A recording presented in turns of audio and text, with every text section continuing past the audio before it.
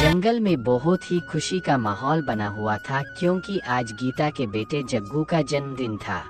सब लोग उसे बधाई देने आए थे। वही दूर खड़ा ये सब कुछ मुनाचिड़ा भी देख रहा था। मोम, वो देखो ना, वो गरीब मुनाचिड़ा कैसे मेरे केक पर नजर टिका रहा है। उसको यहाँ से भगाओ। अब गीता कवि आकर उसको डांटने लगती है। अरे ओ गरीब, तुम यहाँ पर क्या कर रहे हो? चलो भागो यहाँ से। आंटी, मुझे भी अंदर पार्टी में आने दो ना, मेरा भी बहुत मन है। अरे तुझ गरीब को मैं अंदर आने दूंगी और वो अपने बेटे की पार्टी में पागल हो गए हो क्या? ये अमीरों की पार्टी है। आंटी, मेरा भी कल जन्मदिन है। मैं भी आपको बुलाऊंगा। एक बार मुझे पार्टी में आने दो ना प्लीज आंटी। पार्टी में बुलाएगा? अरे तुझ गरीब का जन्मदिन मनाएगा कौन? चल भाग यहाँ से। गीता कवि मुना को वहां से भगा देती और पार्टी में वापस आ जाती है।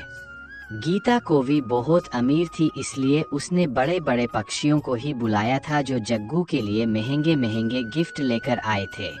अब मुना उदास मन से घर आ जाता है और अपनी माँ से कहता है, मम्मा, कल मेरा जन्मदिन है। मेरा भी जन्मदिन मनाओ ना। आज जग्गू कवे का जन्मदिन बहुत अच्छा मना रहे थे उसके माँ बाप। बेटा, तुम क्यों ऐसी जिद करते हो? तुमको पता है कि हम कितने गरीब हैं। एक वक्त का दाना भी टाइम पर नहीं मिलता और ऐसे में जन्मदिन कैसे मनाएं? मेरे साथ ही ऐसा क्यों होता है? कोई मुझे प्यार नहीं करता है। उस जग्गू की किस्मत देखो, उसके माँ बाप कितना कुछ करते हैं उसके लिए। बेटा, वो अमीर पक्षी है और जग्गू का बाप जिंदा है।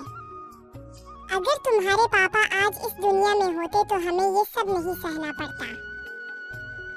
ऐसा कहते कहते चिड़िया रोने लग जाती है। ये देख मुना भी उदास हो गया और उसने माँ को चुप कराते हुए कहा, माँ, आप दुखी मत हो। मुझे नहीं मनाना अपना जन्मदिन, मैं ऐसे ही बहुत खुश हूँ। मेरा बेटा समझ गया। बेटा, अब जल्दी सो जाओ, रात हो गई है। कल सवेरे मैं तुम्हारे लिए सूजी का हलवा बनाऊंगी। हाँ माँ, फिर हम बाहर हवा में बैठकर खाएंगे। अब दोनों सो जाते हैं। अगले दिन सवेरे मुनाचिड़ा नदी की तरफ खेलने चला जाता है और खेलने लगता है। तभी वहाँ पर जग्गू कौवा आता है। और मुना, क्या कर रहे हो? आज तो तुम्हारा जन्मदिन है ना, तुम्हारी माँ जन्मदिन नहीं मना रही। मुनाचिड़ा कुछ नहीं कहता है, वो चुपचाप सुन रहा था। तुम्हें पता है, कल मेरे पापा ने मुझे एक बड़ी सी कार गिफ्ट की है मेरे बर्थडे पर। चलो अब मैं तो चलता हूँ घर। अब जग्गू कौवा वहाँ से चला जाता है।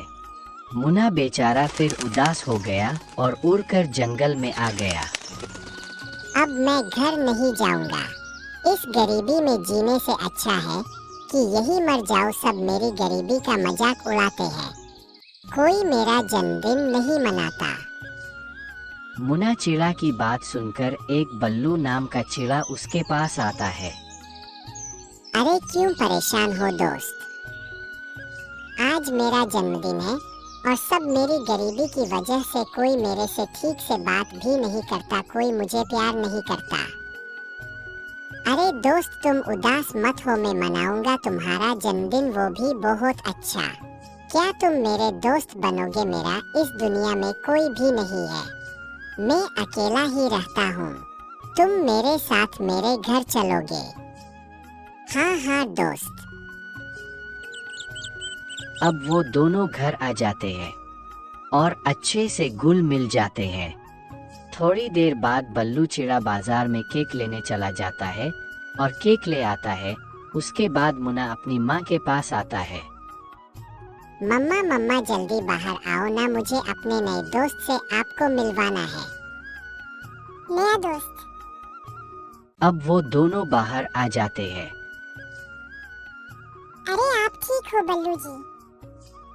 अरे मुनी, तुम जिंदा हो तो क्या ये मेरा ही बेटा है? माँ, क्या आप मेरे दोस्त को जानती हो? हाँ बेटा, यही तो तुम्हारे पापा है। पिछले साल जब जंगल में तूफान आया था तो उस तूफान में हमारा घर परिवार सब कुछ खत्म हो गया था। मुझे लगा मैंने तुम्हारे पापा को खो दिया। हाँ मुनी, उस दिन के बाद से मैंने तुमको बहुत तलाश किया पर तुम नहीं मिली। मैंने सोचा तुम मर चुकी हो। मेरे पास धन दौलत तो बहुत थी पर तुम दोनों नहीं थे। आज मुझे मेरा परिवार मिल गया, मैं बहुत खुश।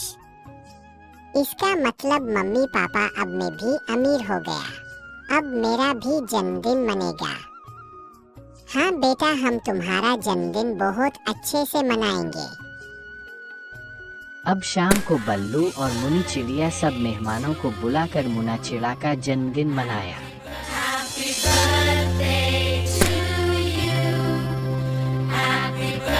अब सब बहुत खुश थे।